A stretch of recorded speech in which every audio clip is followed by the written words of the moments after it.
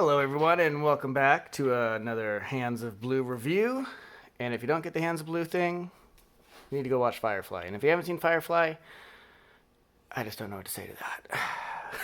But anyways, thank you for tuning in and showing up to watch one of these other fun little videos. My name is Peter Sharon, a veteran of the video game and movie visual effects industry and a lover of comics. And today we are checking out the Ashcans for the CyberFrog campaign that Ethan Van Sciver did.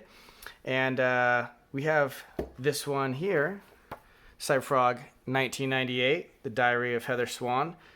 And we have Amphibionix, which I believe is a remake of one of his originals back in the day when he released CyberFrog back in the 90s. And both were fun, good little quick reads. You know, they're pretty thin, like a regular kind of comic book length book. See, we got Kyle Ritter on the colors, Somni on the lettering, Ethan Van Sciver, creator, writer, and illustrator. But this is a cool one. Basically, this kind of goes into talking about, you know, starts in 1986 and, you know, it gets into kind of how it started happening, like when these big nasty hornet creatures here, I always forget what he calls them, like the Vispin or the Visps. I always forget how to say it. But you know, kind of what started this and kind of how they got kind of attracted and kind of how humans kind of said, yeah, cool, let's do this. You know, and kind of getting brainwashed into letting them kind of come here and use humans as their food. And I really like how this snow indentation of the 1998, I always like this kind of cool style of like doing things like that, like the impression look of that art. But so yeah, it kind of gets into that story. What's really neat here is we get to see this page, and this is actually on the campaign that Ethan has going right now with the Unfroggetable 1 and 2 comics, where you can also get an Ashcan for a Wrecked Planet, the next issue of CyberFrog. But this image here, he's actually done as a poster. Now that you can get it as a regular style poster, or you can order it as a blacklight poster. Oh yeah, so all you guys out there to, like, you know, get some drink on, smoke some weed, that kind of stuff, and just hang out and turn on some black lights and look at neat things. I mean, heck, maybe even some other psychedelics to make this even funner. I don't know. If you're into it, enjoy it. But you know, you get kind of a, I mean, this is cool. Like, I'm really debating getting one of these posters because why not? That's some awesome artwork, you know?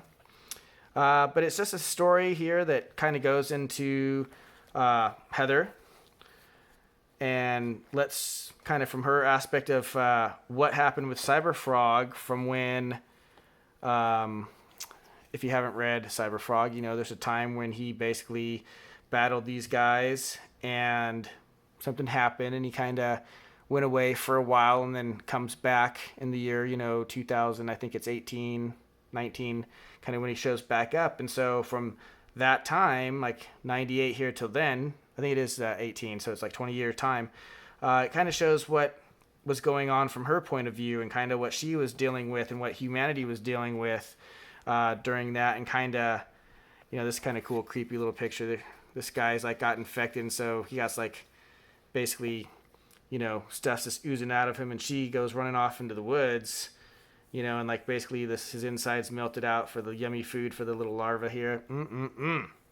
And she ends up running into, you know, some other people out there who are humans who are learn to kind of survive and what to kind of do. And, you know, and it's nice because it kind of leaves off, you know, 2018, right where CyberFrog Blood Honey kind of ends, and then where it's going to go into Wrecked Planet and everything. So yeah, it's a cool little different side of the story that we get to see. And yeah, Soy Bomb, love it. But yeah, great little fun read for a little Ashcan. And then Amphibionix, which, I mean, by the cover you can already see, like, this is some cool stuff. Remember, this is, I believe, made back in the 90s, so it's, you know, that kind of cool style and and everything of like how 90s comics were. You know, you get a lot of that kind of fun. And there's some good little references here and there, like this one here I really like, where he says, "Sister, I may look less than reputable, but I got the wisdom of Solomon and the tact of Howard Stern. But don't let that bother you. Just let me do all the talking." You know, and so it's kind of cool how he goes in and has to, you know, think he's going to be saving some people here, and ends up, no, he's going to be taking on a little bit bigger fight than he actually thought he was going to. And what's neat too is in this one, the bear, I love just this guy getting stuck on his shoulder, and that's kind of a funny part of the whole thing. But it's cool because here you get to see Salamandroid, but we see him kind of back how Ethan kind of originally did him back in the day compared to this of how he looks now and stuff. So a little bit different style, you know, and like I really like this style. You know, it's just like not as busy, but it's still freaking awesome. You know, and you can see him here. I mean, he's still like that gigantic size. And this one is pretty wild because his tail is like crazy long. And stuff, like you can see it kind of coming off here, and it's still whipping around all over through here. And that frog face, like this image here is just one of my favorites. And I mean, you can kind of see here how that tail is just, I mean, it's like freaking like 3 times the length of him, like of his body. But yeah, cool little story, you know. And you know, I never got to read this back in the day, so I'm glad that Ethan kind of, you know, redid this, re-released it. You know, I like kind of the difference and you see in his style too, from kind of Heather here. She is a little younger, you know, high school, it's saying and stuff when, you know, meeting up with him. But you know, like if we kind of take a look here, I'll try and find a nice Heather picture.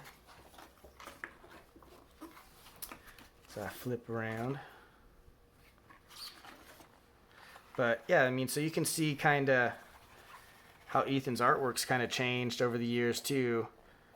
You know, from this style to, you know, here how it's a little more, I'd say kind of cartoony-ish in this style. And another big thing I've noticed too is, let's see if I can find a different picture.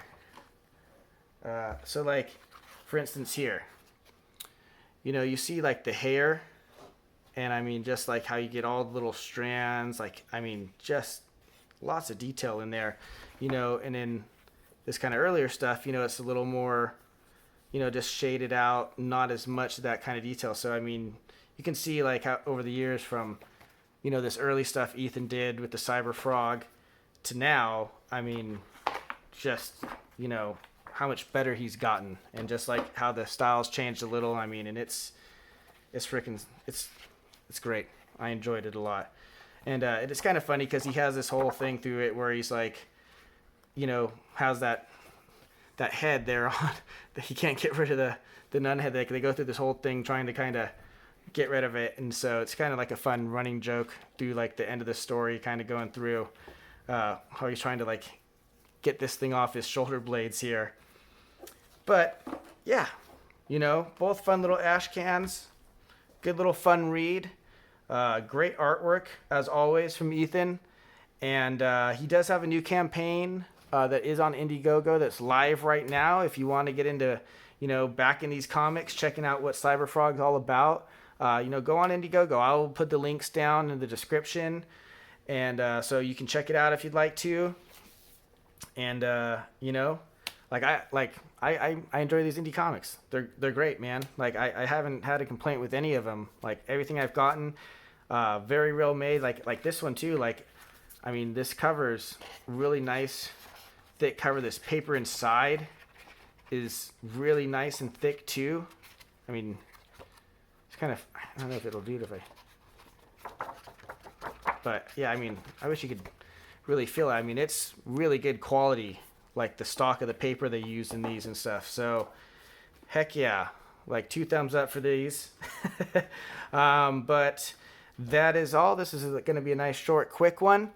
So thank you everybody for tuning in and checking this out. And Please hit that like button and subscribe if you haven't. Share this out. If you know friends that are into comics, maybe burnt out on, what's been going on in the mainstream stuff, and, looking for something to revitalize your love of comic collecting, like this has done for me. I used to collect Spider-Man and X-Men and,